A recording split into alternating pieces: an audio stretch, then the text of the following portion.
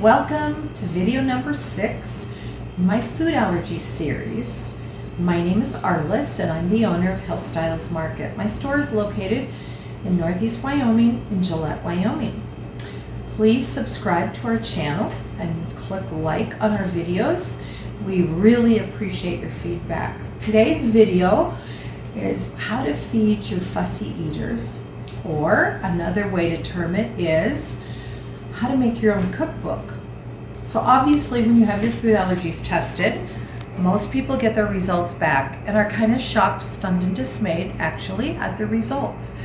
Things they've always loved that they no longer can eat, or you're trying to introduce new foods and you're not sure you're liking them, but the reality is you really can't go to the old standby of Betty Crocker to make gluten-free or dairy-free or allergy-free recipes. So then what do? So here's my solution. First of all, this is one of my little honey loves, my baby granddaughter, and here's Mama, my daughter, and her 3 little ones. All 3 of these little grandbabies have food allergies. So the 2 older ones we've had tested, and the little one is 18 months and we haven't had her tested yet. But we already know her mama has figured out some of the things that she reacts to, so we're learning how to avoid those in our cooking. So what I want to show you is that I'm not here to do a formal, perfect, whatever. I'm saying this is a workable version for us, that I can take this to their house, I can take pictures and send to her, text to her, or she takes pictures when she's home, or we're exchanging recipes all the time. So the way I put my cookbook together for my little ones is that at the very beginning, I have their lists of what they're allergic to. So it's an easy reference. I just made a copy, threw it in a page protector, and I have it right at the front. And then I bought tabs at Office Depot, and I have categories that fit my grandchildren. So obviously I don't have a huge category for vegetables. They're just like your little children. And so then I also have working recipes. So my first piece of advice in making your own cookbook is to print out everything you run across. And let me explain why. In my younger generation of customers, they'll say, oh, well, I have it on my phone, I have it on my iPad, I have it on my whatever electronic device. But the reality is, I can make that recipe faster than you can usually find it on your device. Most of us are busy, as in busier than we can handle, and we need to cut down on time. So one easy way to simplify this whole process is just break down and make a copy off your printer, and then you have a working copy. And part of the reason is, let me just give you a little example. Here's our chocolate chip cookie recipe that I'm working on. And so I'm putting a date on it, I'm changing ingredients, I'm making notes. Did I change the cooking time?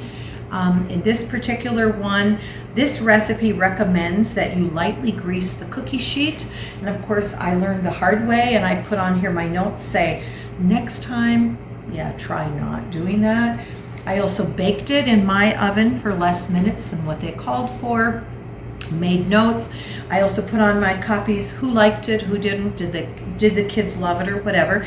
I changed the flour blend, and my babies actually can have dairy, so we can use butter rather than a butter substitute. So what I'm saying is I can make this fast and easy, and I follow my own notes and the core basic recipe. It doesn't need to be pretty. It just needs to be serviceable and usable. And I don't want to forget all those little tips and tricks.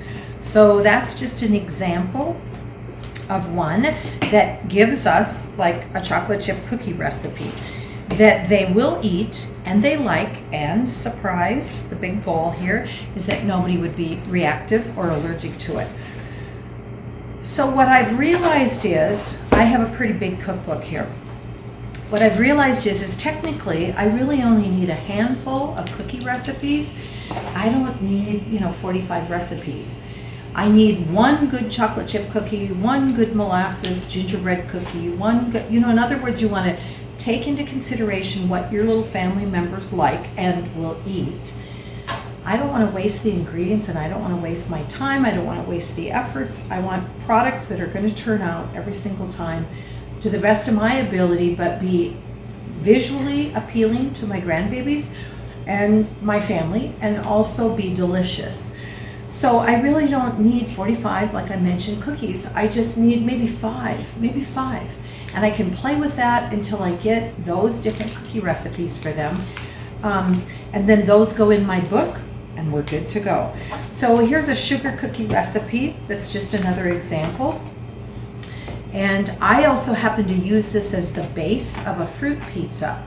So at the time, I wanted to make, it was summer, and I wanted to make a fruit pizza. My kids were all coming home. My daughter-in-law loves a fruit pizza. And I figured that probably my grandbabies would be willing to eat fruit pizza. And they loved it. They couldn't believe it, that you could have pizza with fruit on it. And really, we know fruit pizza is a sugar cookie with, of course, a cream cheese frosting and then fresh fruit laid on top. But I made notes and I made changes, and so I can pull this back out. In the summertime is usually when we have a fruit pizza, and that was a working recipe that actually came out really well.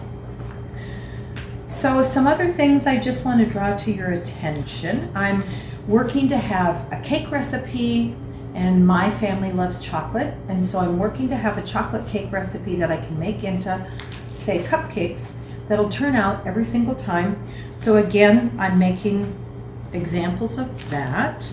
And then here's an example of, I found a recipe for Pop-Tarts. I haven't tried this yet, but this went in my book also. So here's what I want to explain. This one I've reviewed. I've also baked recipes from this person before, and most of their recipes turn out really nicely. So I'm pretty confident that when I have the time and they're coming home to visit, that I can work on practicing making a Pop-Tart, and this recipe will probably work pretty well. So let me use an example.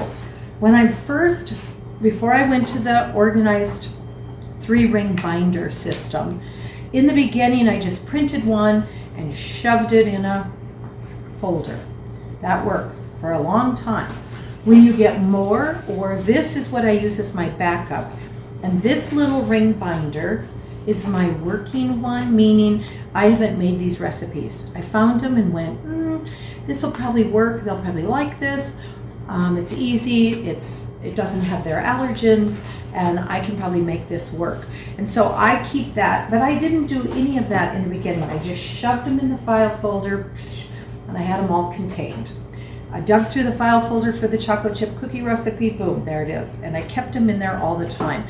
But as it got that I had more recipes, I wanted them in a more organized fashion. Hence the big ring binder and the specific tabs. This just happens to be an example of something I am keeping in here, because when I next have time, probably on the holidays, we'll try making Pop-Tarts for little ones. So one significant thing in this family is that all 3 children need to be gluten-free, but the girls also need to be rice-free. And the middle daughter, Casey, the middle granddaughter, she does okay with a little bit of rice, but the baby does not do good with any rice. So what you find when you're looking at recipes for gluten-free is that most of them are rice-based, or they're rice, corn, or soy. That's common, either in already made gluten-free products or in baked goods where you're making them from scratch at home.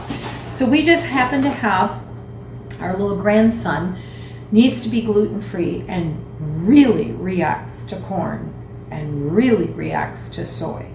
So I'm very cautious and very conscious of making sure my recipes have no rice, no corn, and no soy, to accommodate all 3 little ones so they can eat and feel their best.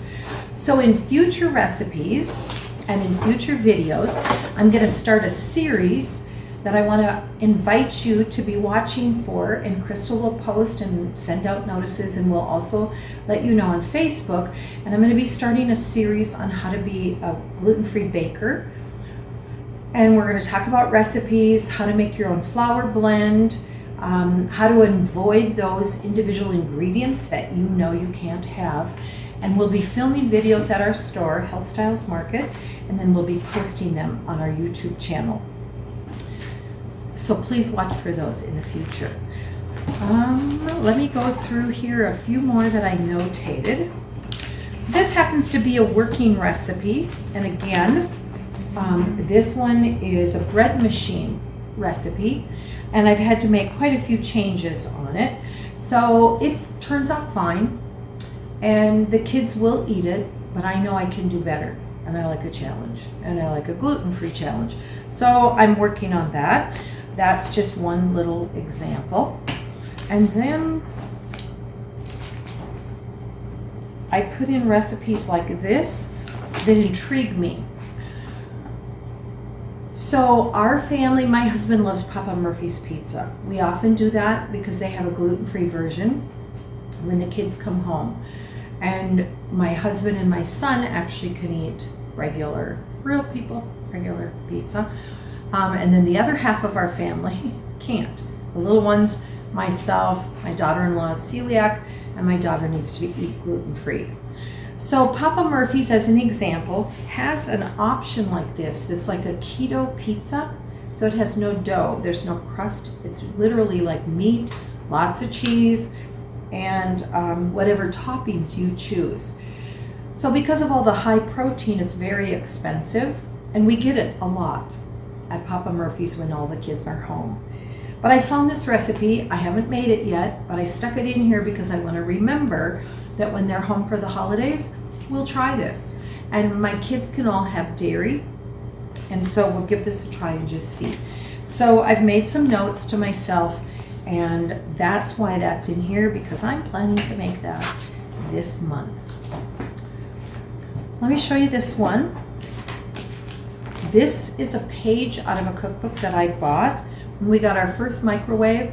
Yeah, truly about 40 years ago. And after I went through that whole cookbook, which I kept on my cookbook shelf and hauled it around, eventually I was de-junking one day in the last couple of years and realized this was really the only page I used out of that cookbook. So I ditched the cookbook and kept this page. And it happens to have potatoes that our kids grew up eating, and we like this recipe. And it's easy for me to make it allergy-free, because one of my little granddaughters can't have apples, and so she can't have apple cider vinegar, and I can replace that with white vinegar for her. And here's a blueberry muffin recipe that I've been working on, and this one is gluten-free. And then I started playing with the recipe, and it just so happens that their favorite thing is chocolate chip muffins. And so I just replaced the blueberries with chocolate chips. And so there's quite a bit of changes on this one. I can still make the blueberry muffins for my husband and I. We like those, and they have that cinnamon sugar topping on them. And I make a different sweetener. I'll use coconut sugar usually for that. But for the littles, when they come to Grandma's, I usually make them the blueberry muffin recipe, but it has chocolate chips instead. So I just substitute out little Enjoy Life miniature chocolate chips for the blueberries, and they love it. It's fast and easy. And then the favorite is to bake them in little mini muffins, and a lot of us have those little pans, and it makes a little muffin about this big, which when you're a little toddler, that's just hand size for the 18-month-old, and she loves those.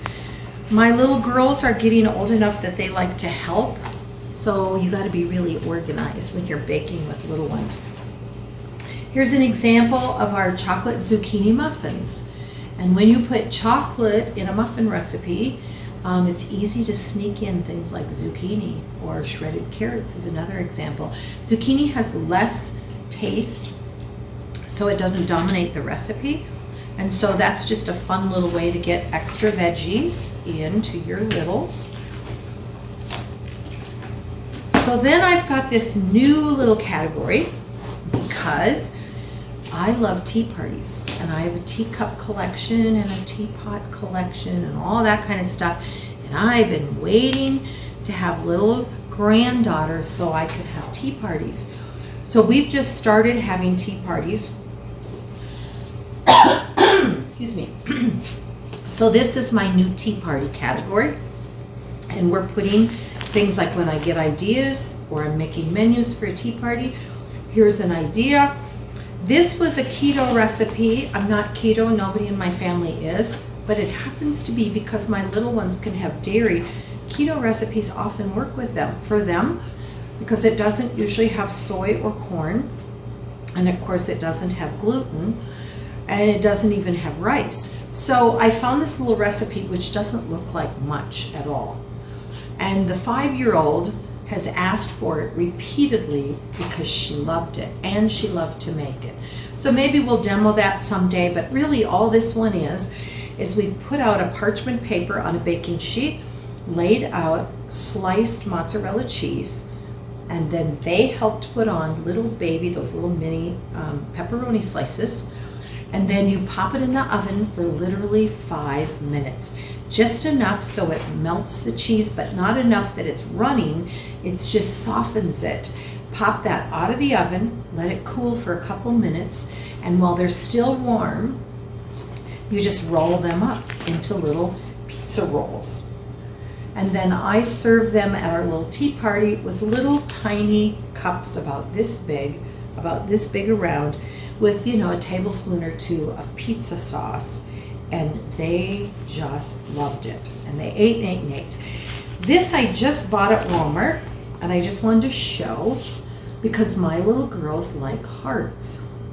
And I'd seen this on somebody's YouTube channel, and they made cheese waffles. Chaffles, I think is how they pronounce it. And you literally put the egg in there, put some shredded cheese on top, and, you know, of course it's baking in the little waffle maker. And it comes out, it's like a little cheese omelet. It's just the neatest little thing.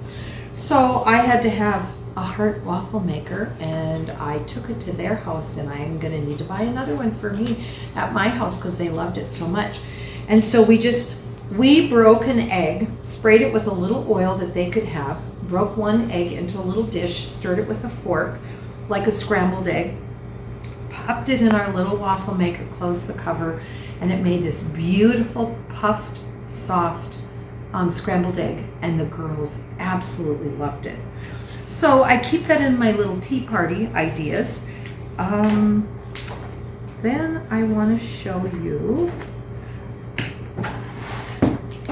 one more neat, fun idea that I think we're going to try for the baby is I found this on somebody who's doing keto, and she uses eggs and cream cheese and a little bit of seasoning, and that's how she makes pasta. And maybe that's regular everyday food for those of you that are following a keto diet, but it was new to me, and I went, oh, that's going to taste better than the bean pasta and quinoa pasta and any of the other things that we've seen available when you need to be rice-free.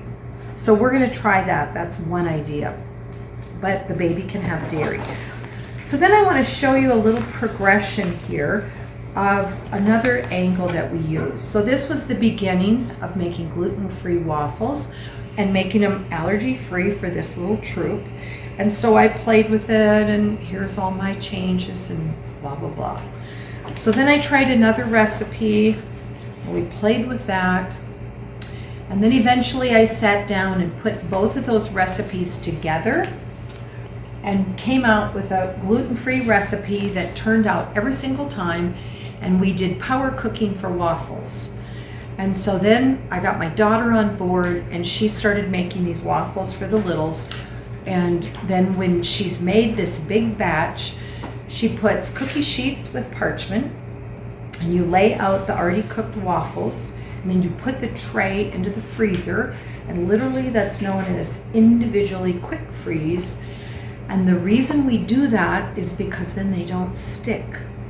So if you've ever made waffles and you kind of let them cool, and then you stuck them in the Ziploc bag or Tupperware and stuck it in the freezer thinking, oh, this is like making your own little waffles to serve for breakfast, but they stick together, which is super frustrating. And so when you individually quick freeze them, that prevents that problem from sticking. So I'm so proud of my daughter because she took our recipes and our messy notes and she put this together. So this is a triple batch. So our normal batch, as an example, has 3 eggs because why? We were wanting to ramp up the protein for our little fussy eater. And so he isn't big on eating an egg. So this is a way to make this like a high protein waffle. You'll notice that she also has bone broth protein that we add. Right here we add 3 scoops of bone broth protein powder. Usually their favorite is a vanilla, but there's other flavors that you can use. And we use the brand from Ancient Nutrition. So after she just wrote this all up, it's not some big fancy formal thing.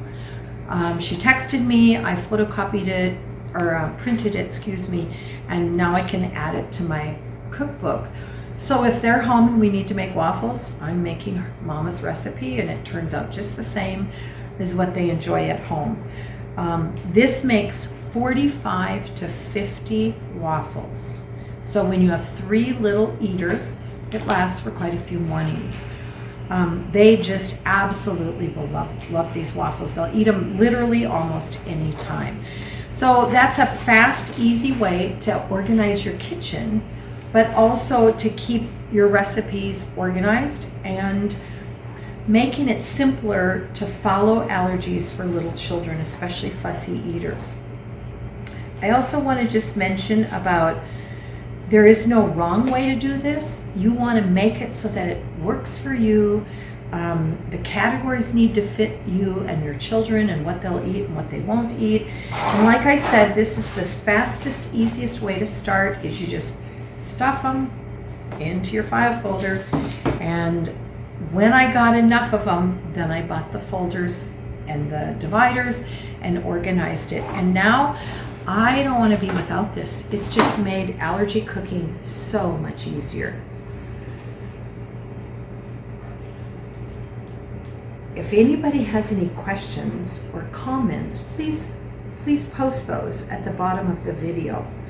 So I'm working in my mind and organizing my notes because I want to do some more videos that's going to especially help my allergy customers.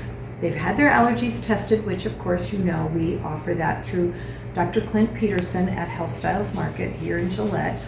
But we have hundreds of people that have had their allergies tested, and yet when they get those results, they feel very, very overwhelmed. The other reason that I like to keep it easy and fast and simple, not only are most of us very, very busy, life is busy and our schedules are tight, but the other reason is because a lot of people with allergies got the testing because they didn't feel good. And so they don't have a lot of energy. You don't want to be, most of those customers can't be thinking about what you're going to eat Friday night on Monday morning. Like they're just trying to get through a day at a time. You'll find that as you follow your food allergy results, of course, your health, your body's going to respond. You're going to have healing. You're going to improve and you will feel better. But in the beginning, this is a system you can create that'll help you eat your allergy-free diet that you need to do, and yet it'll greatly make it easier in the kitchen and feed your family, feed yourself, whoever has the allergies, and help you on your journey to wellness. Crystal will put all the accompanying information and connections down below on our video, but please comment and let us know what else you're interested in. If you want me to get really, really specific, I'm happy to do that, whatever we can do to help so that you can follow your allergies and get your health back and feel better. Thank you for watching, and we'll see you next time.